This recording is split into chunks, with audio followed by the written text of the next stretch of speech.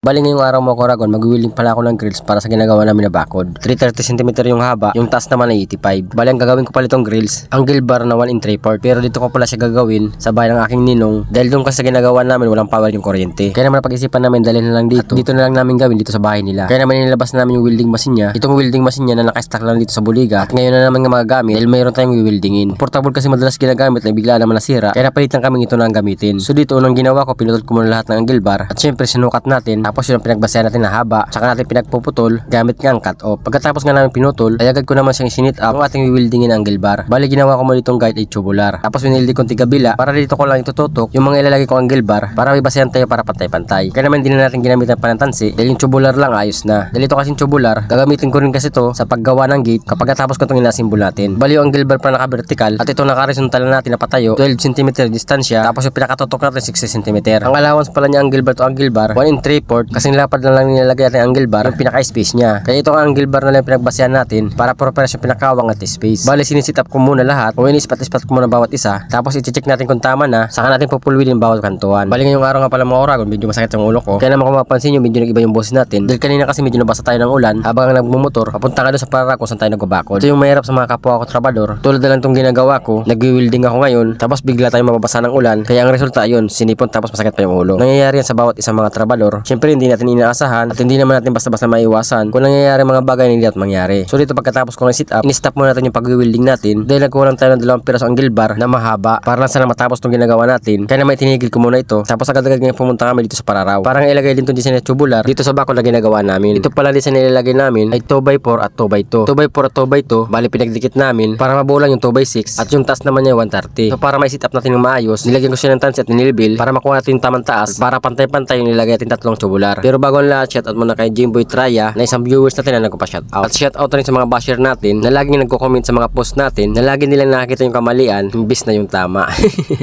Okay lang, at least may pumupuna. Tulad na lang itong isang picture na ipinost natin, nakakala ng kanilang mga mata at tagilid yung paggagawa ng poste at pagkagawa ng asintada. Sino ba naman may-ari na yung bakod tagilid tapos yung asintada tagilid wala sa hulog? Syempre hindi papayag.